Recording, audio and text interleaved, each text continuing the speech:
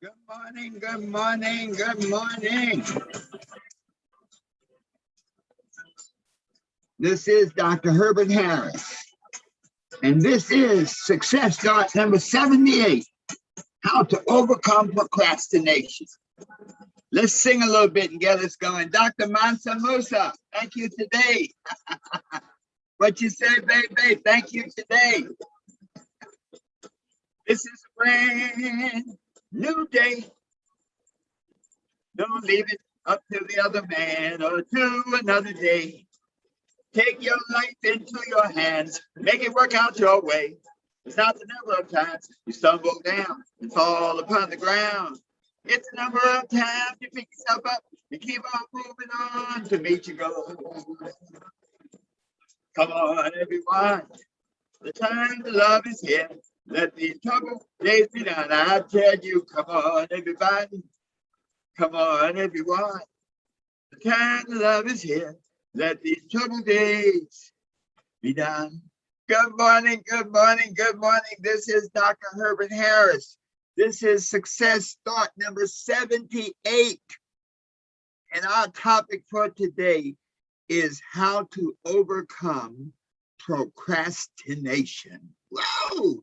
Good morning, Rodney. How are you today? Dr. Mansa Musa, what you say, babe? Thank you. What a great group we have on today. As you know, all of our messages are taken from our book, The 12 Universal Laws of Success, the Superachiever Edition. And if you don't have, even if you do have one, this is the perfect gift. If you would like to transform someone's life, give them a copy of the 12 Universal Laws of Success. It's available on Amazon, on all of the digital websites, on our own website, herbertharris.com, and even on our special book site, www.12uls.com. JC from Barbados, thank you. A15, all right, Rodney, thank you. This topic of procrastination, folks, let me tell you, if there's one thing that causes failure, it's procrastination. You know, because you can have your goals written. You can have your action plan just laid out in complete detail. You can have everything ready to roll. And yet, you never take that first step. And that's, I think, where so many people miss their blessing, lose their way. They procrastinate. Let me read a little bit from page 188. Procrastination is the thief of time. Persistence is built through continuous action. Procrastination is built through continuous inaction. Where there is no purposeful action, through procrastination or otherwise, there can be no persistence and thus no success. Where there is no purposeful action, through procrastination or otherwise, there can be no persistence and thus no success. So procrastination, let me tell you, procrastination is the thief of dreams. Procrastination is the thief of money. Procrastination is the thief of time. You strengthen the habit. Now, let me just say this. Procrastination is a habit. It's not something we were born with. It's a learned habit, something we learn from the people around us, from our own experiences. Procrastination is a learned habit, and as a result, you can fix it. You can change it. You strengthen the habit of procrastination when you put off making decisions until it is time to take action. When you put off making decisions until it is time to take action. When you fail to keep track of your time. When you postpone unpleasant tasks until you are in a critical situation. Wow. Thank you so much, Dr. Mansa Musa. Thank you. All right, let's see. Love is here. Okay, love B is Chris. Thank you. So when we look at procrastination, it's like putting off decision making. One of our most profound qualities as a human being is the quality of choice. We choose what to do with our time. We choose our thoughts. We choose our habits. We choose our relationships. And so when we experience procrastination, it is generally because we have not made good choices. We choose to sit on the side when we know we should be getting up and running.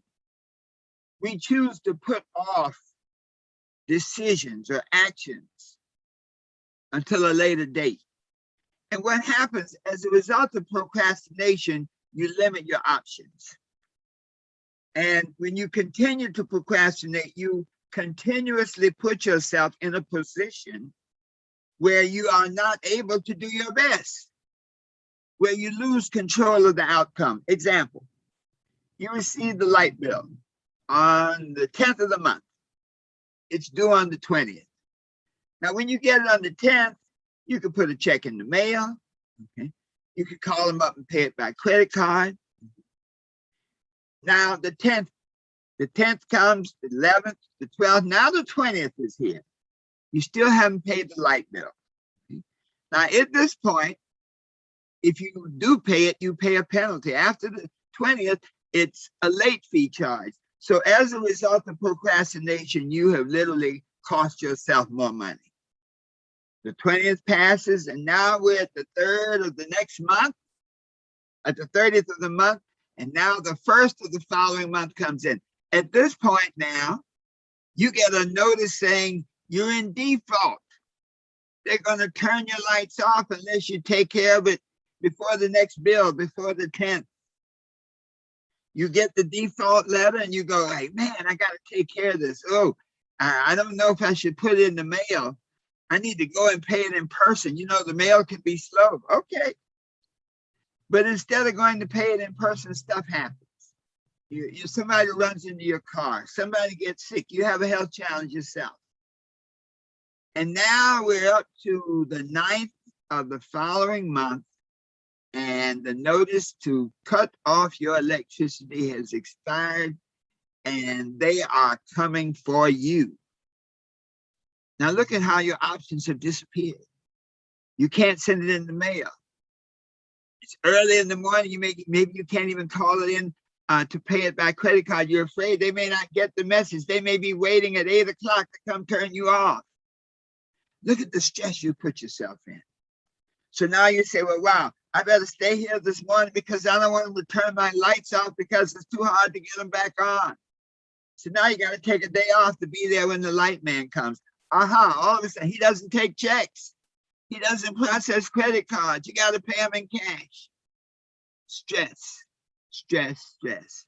And that's what procrastination does. It cuts down your options so that you put yourself by your choice, in a crisis situation where somebody else is pulling the strings.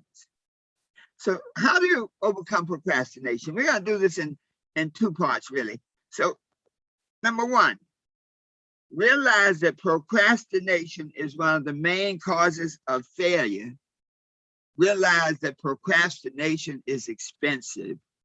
Realize that procrastination is the thief of your dreams. Number 2, realize that when you permit procrastination to operate in your life, look at the cost you pay. You waste time. Your duties go unperformed. You miss opportunities. You miss important engagements. Your life slips away like grains of sand in the wind until there is nothing left. And that's what procrastination will do. Dr. D.K. Franklin, thanks for joining us today. This is some stuff, folks, I want us to really look at, because we all procrastinate so many times. And boy, when you see those options disappearing, and you find that as a result of procrastination, somebody's pulling your strings, somebody has you by the nose, you know you got to make a change. So how do you do this? How do you start coming out of this situation? Well, number one, you have to have a definite schedule and stick to it. Tony Robbins says that if you don't schedule something, if you don't schedule an activity that you must perform, chances are it will not get done. And so have a definite schedule and stick to it. I recommend, of course, you have a planner and you write the time when something must be done. Also, make sure you leave preparation time. You just can't show up. Maybe you have to have your briefcase. You need to have your planner. You need to have your books. When you're going to school, you can show up in the classroom, but if you don't have your notepad, if you don't have your textbook, you're at a disadvantage. So have a definite schedule and stick to it. The next one, we'll call it number 4. Make a list of the things you have to do or want to do other than your routine activities. Now, you know, we have certain routine activities that we do every day just to get by. When you have important things that you must do to accomplish your goals, make a list of those important things so that you can focus on them. Remember, whatever you focus on grows. And so when you focus on these important things and you set a definite time to get them done, you increase the odds of getting them done. Also, you want to set a definite time to review your list.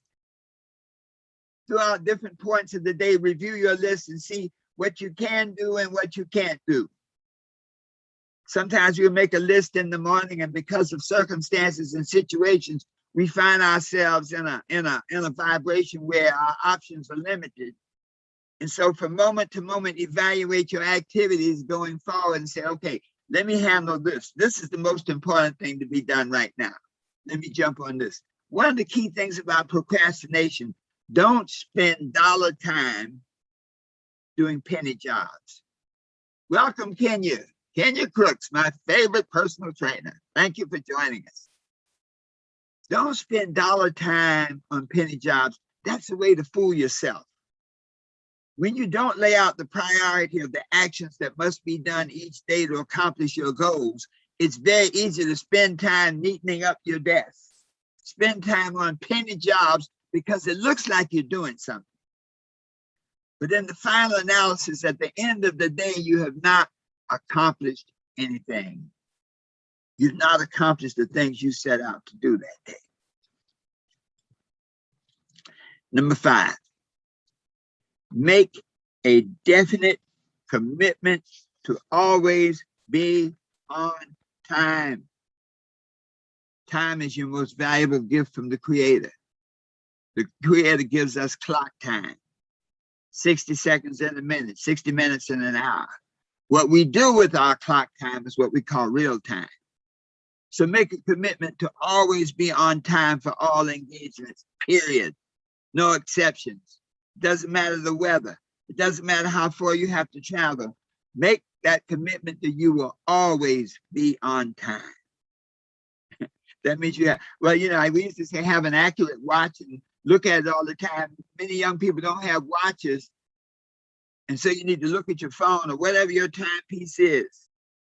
Be aware of your time. If you are always on time, you have created a powerful foundation on which to build your dreams. Number 6, make realistic assessments of the amount of time required for each activity. When you make a list of things to do, you have to make a realistic assessment of how long it's going to take. Some things can be done in 2, 3, 5 minutes. Other things may take an hour, 2 hours. So be aware of how much time it actually takes. That way you don't set yourself up for failure, so that at the end of the day, you haven't gotten everything done. It was that you put things down that required more time to do than you had allotted for them. Number 7, handle one activity at a time until it is completed. A lot of people talk about multitasking, and I'm not good at it. You know, maybe you can do it. Some of the young people seem to feel they can do it.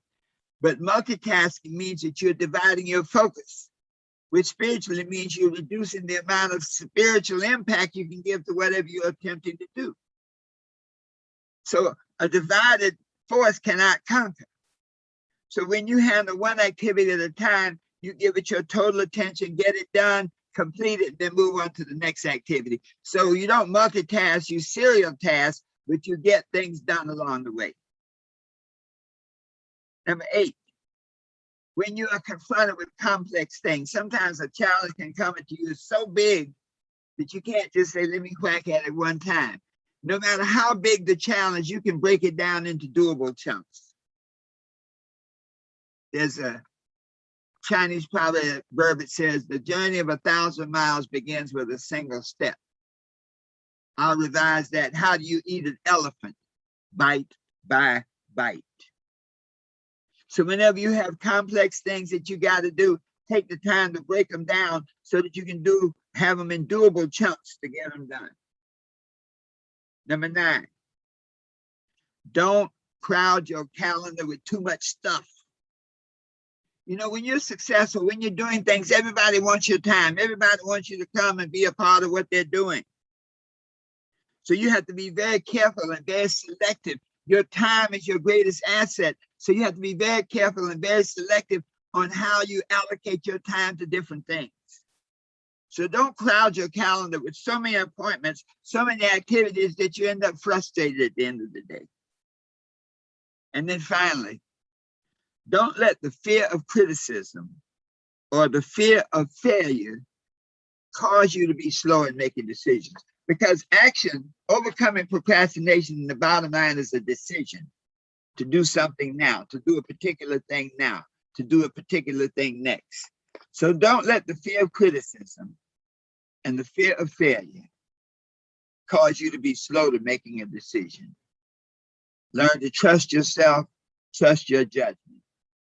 Because when you can do that, nothing is impossible. No matter how big a challenge may seem, when you break it down into small, doable chunks, you can do it. Let's just take a little break there, folks, because this message today about overcoming procrastination is the nugget for the week. If there's one thing you do today, it's commit to do it now. The only time that you actually have control of is this moment right here. So commit to do what needs to be done right now so that you can create the life of your dreams, so that you can be what you want to be, so that you can do what you want to do, so that you can have whatever you want to have, always knowing that the best is yet to come. And so, come on, everybody. Come on, everyone. The time to love is here. Come on, everybody. Come on, everyone. The time to love is here. Let these troubled days be done. All right, folks, it's Dr. Herbert Harris saying thank you so much for joining us today. Please share this message with at least 3 other people. You have the power to be what you want to be, to do what you want to do, and to have whatever you want to have if you act in the present, to be totally committed to do it now, always knowing that the best is yet